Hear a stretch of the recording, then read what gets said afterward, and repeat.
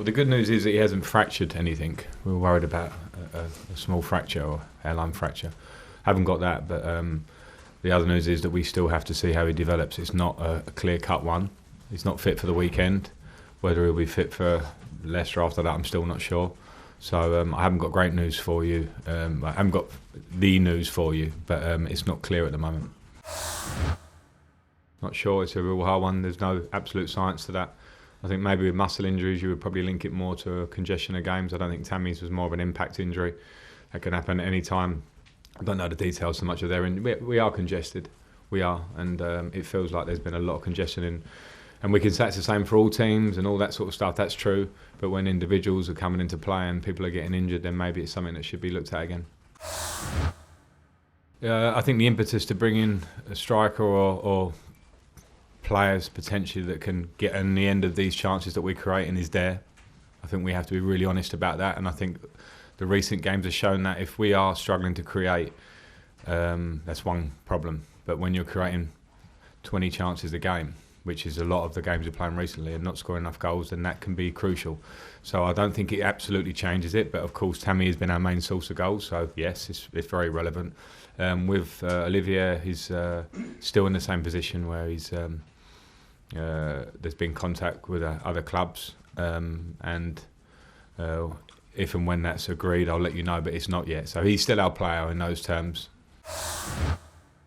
It's not the ideal window. I think history's proven that, albeit there have been some good acquisitions in windows for teams that have made a difference in short term and long term.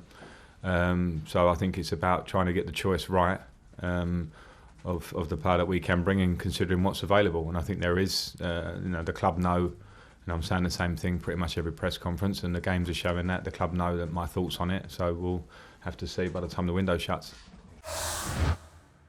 Well, he'll have to deal with that because that's what football is. Every player, no matter how good or great you are in your career, the absolute best of all time, get criticism, and that's what players have to deal with.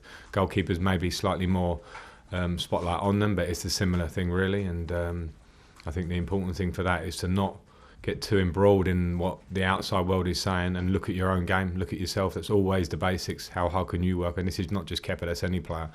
To if you feel or if you're lacking form, to fight to get it back, go back to basics.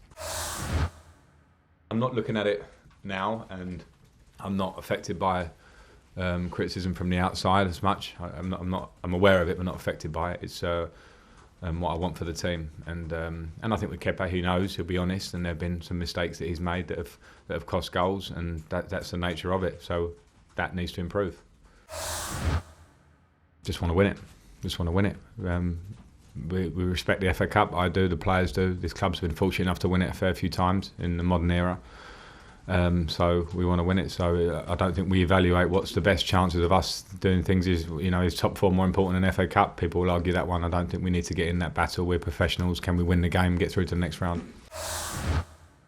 Thanks so much for watching ESPN on YouTube, and for more sports highlights and analysis, be sure to download the ESPN app, and for premium content and live streaming, subscribe to ESPN+.